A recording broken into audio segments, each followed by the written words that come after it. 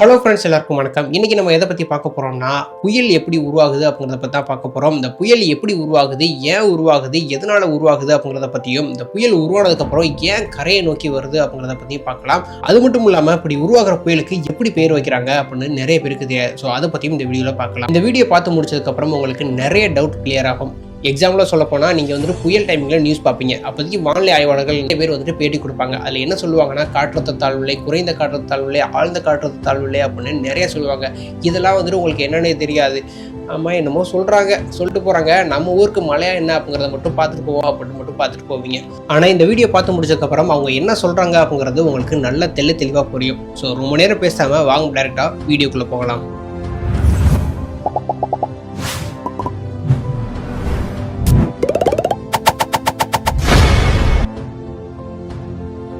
புயல் உருவாகிறதுக்கு ரெண்டு முக்கியமான விஷயம் தேவை. ஒன்று வெப்பம், இன்னொன்று காற்று. வெப்பங்கிறது எல்லா இடத்துலையும் இல்லை அப்படின்னாலும் காற்றுங்கிறது இந்த பூமி முழுக்க இருக்குது. இப்போ சூரியனிலிருந்து வர்ற வெப்பம் வந்துட்டு நம்ம பூமியில் உள்ள காற்று மேலே படுறப்ப காற்றில் உள்ள மூலக்கூறுகளோட அடர்த்தி வந்துட்டு குறைஞ்சி அது வானத்தை நோக்கி போக ஆரம்பிக்குது. இப்படி போகிறதுனால அந்த காற்று வந்துட்டு இப்போ ஒரு இடத்துல இருந்து மேலே வானத்துக்கு நோக்கி போயிடுச்சு, ஓகேங்களா? அப்போ அந்த இடம் எம்டி ஆயிரும். அதனால வேற இடத்துல இருந்து அடர்த்தி அதிகமாக உள்ள காற்று வந்துட்டு அந்த இடத்த வந்துட்டு ஃபில் பண்ணும். இப்படி ஃபில் பண்றப்ப தான் காற்றுங்கிறது வீசுது. பூமி சுத்திட்டு இருக்கிறதுனால இந்த மேல போன காற்றும் வந்துட்டு சுழல ஆரம்பிக்குது. இதைத்தான் கோரியோலஸ் விளைவு அப்படின்னு சொல்லுவாங்க. இப்ப இதுல என்ன நடக்குதோ அதே தான் வந்துட்டு புயல் உருவாக்குறதையும் நடக்குது. இப்ப புயல் எப்படி உருவாக்குங்கிறத பார்த்துடலாம்.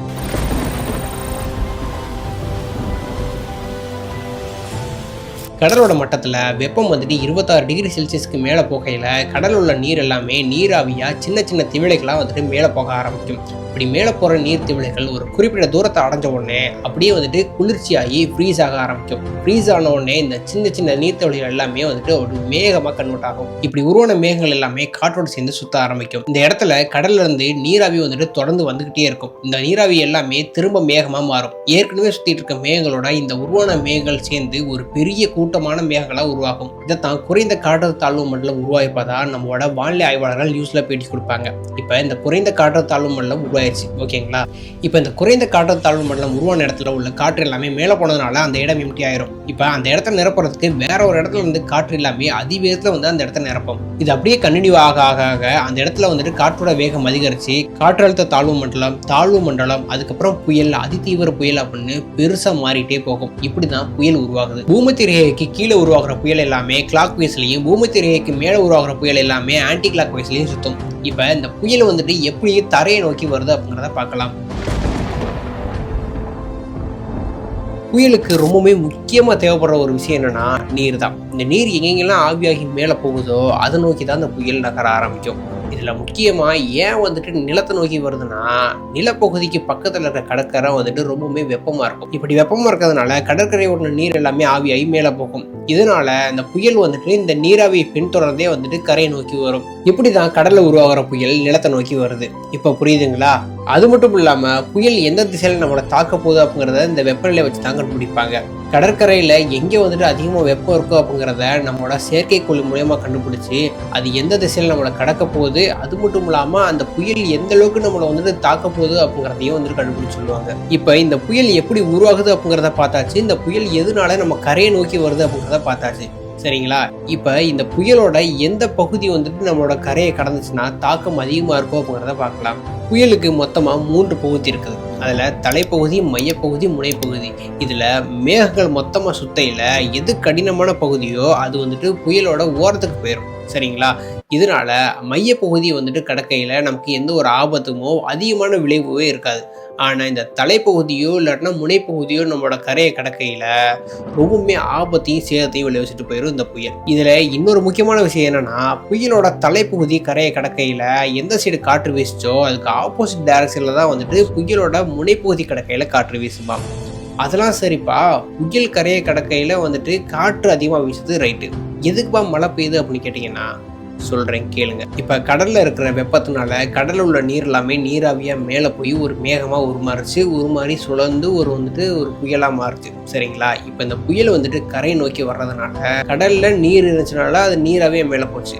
ஆனால் நிலத்தில் நீர் இல்லாததுனால அந்த நிலத்தில் உள்ள வெப்பம் எல்லாமே வறண்ட காற்றாக போயிட்டு அந்த சுற்றிட்டு இருக்க புயலோட போய் சேரும். இதனால இந்த வெப்பக்காற்று அந்த புயலோட போய் சேர்றதுனால மேலே உள்ள மேகங்கள் எல்லாமே கீழ் நோக்கி இழுக்கப்படும். இதனால தான் நமக்கு அதிகமான மழைப்பொழிவு வந்துட்டு பெய்யுது. எல்லாம் ஓகேப்பா, இந்த வெப்பமும் காற்றும் தான் எல்லா இடத்துலையும் எப்போதுமே இருந்துகிட்டு இருக்குது, அப்புறம் ஏன் வந்துட்டு புயல் உருவாகலை அப்படின்னு கேட்டிங்கன்னா, கடலோட வெப்பநிலையில் வேறுபாடு இருந்துகிட்டே இருக்கணும். அப்படி இல்லைன்னா புயல் உருவாகிறது கொஞ்சம் கஷ்டம்தான். சரிங்களா?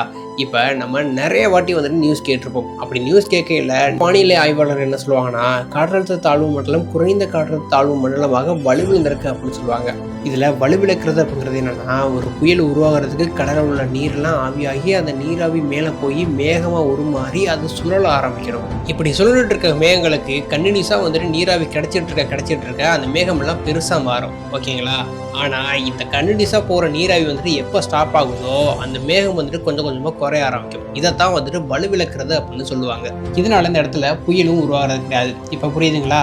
இந்த புயல் கடலில் உருவாயிடுச்சுன்னு வச்சுக்கோங்களேன், அது எந்த அளவுக்கு சக்தி வாய்ந்ததுன்னா, கடலோட மட்டத்திலிருந்து நம்ம வானத்தில் கிட்டத்தட்ட 18 கிலோமீட்டர் வரைக்கும் உள்ள தூரத்தில் உள்ள மேகங்கள் எல்லாத்தையும் சுழட்டிக்கிட்டு நிலத்துக்கு கொண்டு வருமா. அந்த அளவுக்கு திறன் கொண்டது. அது மட்டும் இல்லாமல் இந்த புயலோட சுழற்திறன் விட்டம் எந்த அளவுக்கு இருக்கும்னா 600லேருந்து 1200 கிலோமீட்டர் தூரம் வரைக்கும் இருக்குமாம். அதனால தான் எங்கேயும் உருவாகிற புயலுக்கு நம்ம இடத்துலலாம் இப்போ மழை பெய்யுது. புயல் உருவான டைமிங்கில் நம்ம நிறைய நியூஸ் பார்த்துருப்போம். என்ன சொல்லுவாங்கன்னா, புயல் வந்துட்டு இப்போ கரையை நோக்கி வர ஆரம்பிச்சிருக்கு அப்படின்னு சொல்லுவாங்க.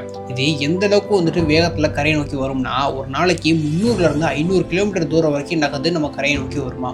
ஆமாப்பா, இந்த புயலுக்கு எப்படி பேர் வைக்கிறாங்க அப்படின்னு கேட்டிங்கன்னா, புயல் அப்படிங்கிறத கொஞ்சம் காலங்களுக்கு முன்னாடி ஒவ்வொரு கண்ட்ரிலையும் ஒவ்வொரு மாதிரியான பேர் வச்சு அழைச்சாங்க.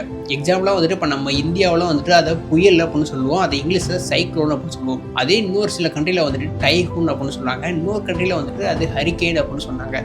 இதையெல்லாம் பார்த்தா உலக வானிலை மையம் என்ன சொன்னாங்கன்னா, உருவாகிற ஒவ்வொரு புயலுக்கும் வந்துட்டு தனித்தனி பேரை வைக்க சொன்னாங்க. இப்படி பேரை வைக்கிறதுனால அந்த புயலை பற்றி ஃபியூச்சரில் நமக்கு அனலைஸ் பண்ணுறதுக்கு ரொம்பவுமே ஈஸியாக இருக்கும் அப்படின்னு சொல்லி உலக நாடுகளுக்கு எல்லாத்துக்கும் வலியுறுத்தினாங்க. அதன்படி அப்பிலிருந்து இப்போ வரைக்கும் இப்படி தான் பேர் வச்சுக்கிட்டு இருக்காங்க.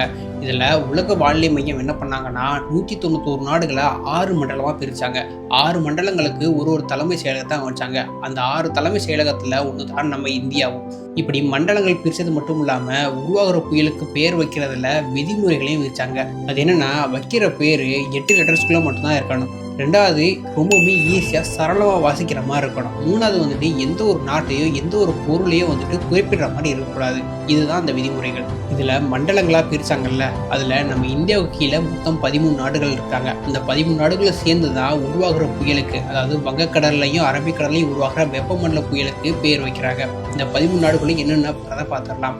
இந்தியா, இலங்கை, பங்களாதேஷ், பாகிஸ்தான், மியான்மர், அதுக்கப்புறம் வந்துட்டு தாய்லாந்து, மாலத்தீவுகள், ஈரான், ஏமர், கத்தார், சவுதி அரேபியா, ஐக்கிய அரபு அமீரகம், ஏமன், இதுதான் இந்த 13 நாடுகள். இந்த 13 நாடுகளும் 2020 புயலுக்கான பேர் பட்டியலை தயாரிச்சாங்க. எப்படி தயாரிச்சாங்கன்னா, ஒவ்வொரு நாடும் 13 பேர்கள் வீதம் மொத்தமாக 169 பேர்களை வச்சாங்க. இந்த பேர்களை வரிசைப்படுத்தி வங்கக்கடலையும் அரபிக்கடலையும் உருவாக்குற ஒவ்வொரு புயலுக்கும் வரிசையாக ஒவ்வொரு பேர்களை வைக்க ஆரம்பிச்சாங்க. இப்படிதான் வந்துட்டு ஒரு புயலுக்கு பேர் வைக்கிறாங்க. இப்போ உங்களுக்கு எக்ஸாம்பிளாக சொல்ல போனால், இப்போ டானா புயல் உருவாகிருக்குது. இதுக்கு அடுத்து உருவாக போகிற புயலுக்கு பெங்கால் அப்படின்னு பேர் வைப்பாங்க. இப்படி தான் வந்துட்டு ஒவ்வொரு புயலுக்கும் பேர் வைக்கிறாங்க. இப்போல்லாம் கடந்த காலங்களை விட புயல்கள் வந்துட்டு இப்போ அதிகமாக உருவாகிட்டு இருக்கதா சொல்கிறாங்க. இதுக்கெல்லாம் என்ன காரணம்னா, காடுகள் அழிப்பும் காலநிலை மாற்றமும் புதைபடிம பொருளை அதிகமாக பயன்படுத்துறது தான் காரணம் அப்படின்னு நம்மளோட ஆராய்ச்சியாளர்கள் சொல்கிறாங்க. ஏன்னா இதெல்லாம் பூமி வெப்பமாக்குறதுல ஒரு முக்கிய பங்கு வகிக்குதுன்னே சொல்லலாம். பூமியை வெப்பமாகாமல் தடுத்தாலே நம்ம வந்துட்டு இந்த புயல்லேருந்து நம்மளால ஈஸியாக தப்பிக்க முடியும் அப்படின்னு ஆராய்ச்சியாளர்கள் சொல்கிறாங்க. ஓகே, இப்போ நம்ம வீடியோட எண்டுக்கு வந்துட்டோம். கிட்டத்தட்ட இந்த வீடியோவை நீங்கள் முழுசாக பார்த்துருந்தீங்கன்னா புயலை பற்றின ஒரு நல்ல புரிதல் உங்களுக்கு கிடைச்சிருக்கும்னு நான் நம்புகிறேன். நான் சொன்ன இந்த விஷயம் உங்களுக்கு யூஸ்ஃபுல்லாக இருந்துச்சுன்னா, இந்த மாதிரி மோர் யூஸ்ஃபுல்லான விஷயங்களை தெரிஞ்சுக்க நம்ம சேனலை சப்ஸ்கிரைப் பண்ணிடுங்க. அடுத்த வீடியோவில் நம்ம மழை பெய்யறப்போ இடியும் மின்னலும் எங்கேருந்து உருவாகுது அப்படின்றத பற்றி ஒரு ஃபுல் டீட்டெயிலாக பார்க்க போகிறோம். இனிமேலுக்கு நம்மளோட சேனலில் weekly 2 videos and 3 more shorts வந்துட்டு உங்களுக்காக வரப்போகுது. எல்லாமே வந்துட்டு இன்ஃபர்மேட்டிவாகவும் எக்ஸைட்மெண்ட்டாகவும் இருக்கும். அடுத்து நல்ல ஒரு இன்ஃபர்மேஷனோட உங்களை சந்திக்கிறேன். டாடா, bye bye, see you guys. மறக்காம சர்ப்ரைஸ் பண்ணுங்க.